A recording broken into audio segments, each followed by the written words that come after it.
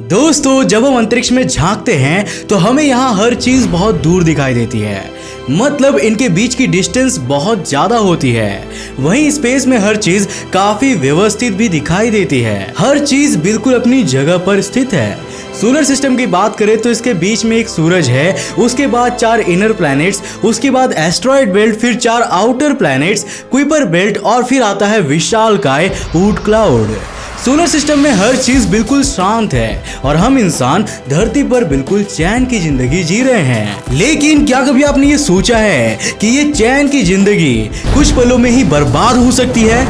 जिस तरह गली के गुंडे आपकी सुख शांति भरी जिंदगी में कोई ना कोई टेंशन लाते ही रहते हैं, उसी तरह यूनिवर्स में भी कई ऐसे ऑब्जेक्ट्स हैं जो बिल्कुल आवारा घूमते हैं और कभी भी बवाल मचा सकते हैं। हमारे पिछले वीडियोस में मैंने आपको रोग स्टार्स के बारे में बताया था। ये ऐसे स्टार्स होते हैं जो किसी एस्ट्रोनॉमिकल इवेंट के दौरान अपनी गैलेक्सी से बाहर निकाल दिए जाते हैं और फिर वो पूरे यूनिवर्स में एक गैलेक्सी से दूसरी गैलेक्सी, एक गली से दूसरी गली घूमते फिरते रहते हैं और हर जगह तबाही मचाते रहते हैं। तो क्या कभी आपने ये सोचा है कि कोई रोग स्टार हमारे सोलर सिस्टम में आ जाए तो क्या होगा? इससे कितनी तबाही मचेगी? क्या हमारा सोलर सिस्टम पहले की तरह रहेगा या फिर इसमें कोई चेंजेस होंगे? एंड मोस्ट इंपॉर्टेंटली, क्या हम इंसान और हमारा ये प्यारा ग्रह बच पाएंगे? आज की इस वीडियो में मैं आपको यही बताने वाला हूं, तो आज की इस वीडियो को बिल्कुल एंड तक जरूर देखना। तो हेलो गाइस, मैं हूं कौशिक और चलिए शुरू करते हैं आज के इस नए एपिसोड में। आज से करीब 70,000 साल पहले सोल स्टार नाम का एक बाइनरी स्टार सिस्टम हमारे सोलर सिस्टम के ऊट क्लाउड के आउटर एज से होकर निकला था। इस बाइनरी स्टार के पहले स्टार सोल स्टार ए का मास हमारे सूरज का सिर्फ 9% था और दूसरे स्टार सोल स्टार बी का मास सूरज का करीब 6% ही था। ये हमारे सूरज से करीब 0.8 लाइट ईयर्स दूर से निकला था।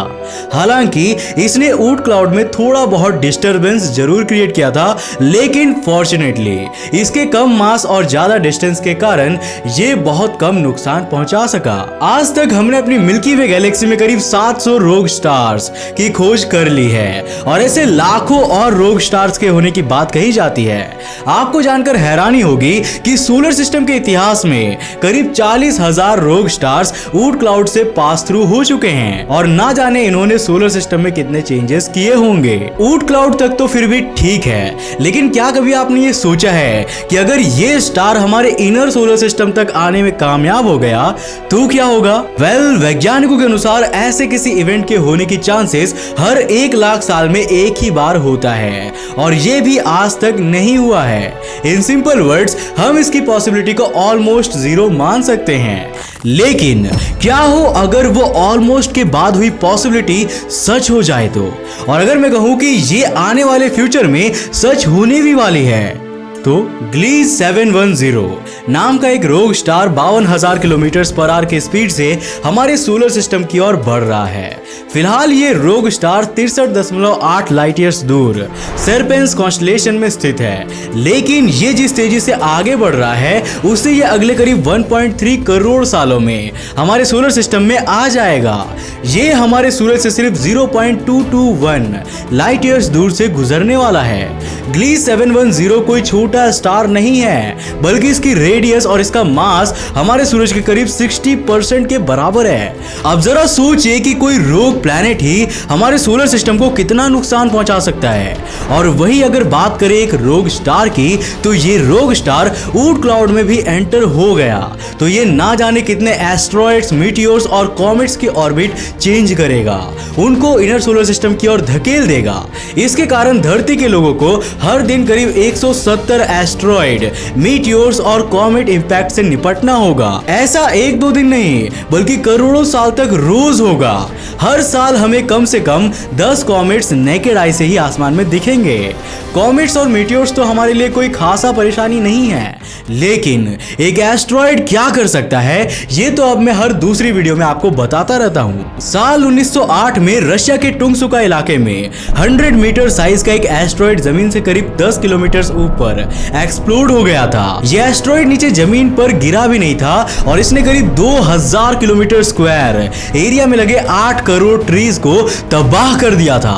60 किलोमीटर दूर तक बने घरों के कांच फूट गए थे और 3 लोगों की जानें भी चली गई थी। वैसे अगर आप टुंगसुका इवेंट के बारे में एक डिटेल्ड वीडियो चाहते हैं तो हमें नीचे कमेंट करके जरूर बताना। खैर, टुंगसुका इवेंट हमें ये बताता है कि अगर एक एस्ट्रॉयड इतना खतरनाक हो सकता है तो हर दिन ऐसे कई एस्ट्रॉयड्स का सामना करना कितना कठिन होगा। अब हम अपने रोग स्टार की जर्नी को आगे बढ़ाते हैं और इसे आउटर सोलर सिस्टम की ओर ले जाते हैं।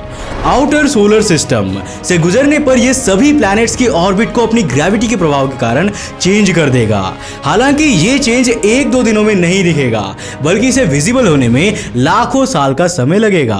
कंडीशंस ऐसी भी बन सकती है जिसमें कोई 2 प्लैनेट्स एक दूसरे से टकरा जाए या फिर कोई ऑब्जेक्ट उनसे टकरा जाए। यहां पर एक चीज जो आपको याद रखनी होगी वो ये कि रोग स्टार का मतलब ये बिल्कुल भी नहीं है कि वो स्टार अकेला ही होगा। वो आप और अपनी पूरी गैंग के साथ भी हमला कर सकता है। मतलब रोग स्टार के अराउंड घूमने वाले प्लैनेट्स और उनके मून्स भी तो हो सकते हैं। जी हाँ, बिल्कुल हो सकते हैं। उनके आने के बाद तो भाई सोलर सिस्टम के प्लैनेट्स की ऑर्बिट पूरी तरह से बर्बाद हो जाने वाली है। कहीं एक सोलर सिस्टम के प्लैनेट्स दूसरे से टकराएंगे तो कहीं एक मून दूसरे मून से टकराएगा। पूरा इलाका कोलिजन्स की डस्ट से धुआं धुआं हो जाने वाला है और इससे क्रिएट हुए एस्ट्रॉयड और मीटियोराइट्स सीधे इनर सोलर सिस्टम में आने वाले हैं और धरती से जिंदगी को खत्म कर देने वाले हैं। अगर ये रोग स्टार इनर सोलर सिस्टम तक आने में कामयाब हो गया तो फिर ये अपने साथ इनर सोलर सिस्टम के चारों प्लैनेट्स मरकरी, वीनस, अर्थ और मार्स को खत्म कर देने वाला है। अब मैं इसे पहले धरती पर और फिर डायरेक्ट आपके सर पर निशाना लगाते हुए एक्सप्लेन नहीं करूंगा, क्योंकि इन कंडीशंस को इमेजिन करने से काफी समय पहले ही हमारी क्यूरियोसिटी खत्म हो चुकी होगी और साथ ही हमारी जिंदगी भी। आखिर में बात करते हैं कि क्या हो अगर ये रोग स्टार सीधा हमारे सूरज से ही टकरा जाए तो। ऐसा होने की चांसेस तब तक 0 है जब तक कि ये स्टार हमारे सूरज से बड़ा नहीं होगा, क्योंकि इससे छोटा स्टार शायद कभी भी इसकी ग्रेविटी को बीट करते हुए इससे कोलाइड नहीं कर पाएगा। हो सकता है कि ये रोग स्टार इनर सोलर सिस्टम में ही रुक जाए। मेरा मतलब है कि खत्म हो चुके इनर सोलर सिस्टम में कहीं रुक जाए। इसके बाद ये हमारे सूरज के साथ मिलकर एक बाइनरी सोलर सिस्टम का फॉर्मेशन कर सकता है और हमेशा के लिए इसी तरह रह सकता है। लेकिन क्या फर्क पड़ता है यार, अगर हम इंसान उस समय तक धरती पर रहे तो ये सोचने समझने वाला कोई बचेगा ही नहीं। यूनिवर्स उस युद्ध भूमि की तरह है जहां अगले पल आप जिंदा बचोगे या नहीं कुछ भी कहा नहीं जा सकता। यहाँ खतरा किसी भी पल आपकी जिंदगी में दस्तक दे सकता है और यहाँ तो हम क्राइम पेट्रोल की तरह दूसरों की गलतियों से सीख भी नहीं ले सकते। वैसे क्या आपने कभी ये सोचा है कि अगर ये रोग स्टार किसी तरह हमारी धरती को सोलर सिस्टम के बाहर फेंक दे तो क्या होगा? अगर आप इसके बारे में भी एक डिटेल वीडियो देखना चाहते हो तो हमें नीचे कमेंट्स करके जरूर बताना। अगर आपके कमेंट्स ज्यादा हुए तो इस पर मैं वीडियो डेफिनेटली लेकर आऊंगा। वैसे इस वीडियो को देखकर आपकी क्या राय है ये भी हमें कमेंट बॉक्स में जरूर लिखना। दोस्तों, उम्मीद है कि इस वीडियो से आपने कुछ नया जरूर सीखा होगा। अगर हाँ तो इसे लाइक करने के साथ साथ अपने फ्रेंड्स और फैमिली के साथ जरूर शेयर करना। अगर आपने अभी तक हमें फेसबुक और इंस्टाग्राम पे जाके फॉलो नहीं किया तो कर क्या रहे हो यार, जल्द से जाके फेसबुक और इंस्टाग्राम पे जाके फॉलो करो। अगर आप नए हो इस चैनल पर तो इंटरेस्टिंग वीडियोस के लिए चैनल को सब्सक्राइब करने के साथ साथ नोटिफिकेशन बेल को भी ऑन कर देना ताकि आप देख सको हमारे वीडियो सबसे पहले। तब तक के लिए बाय, जय।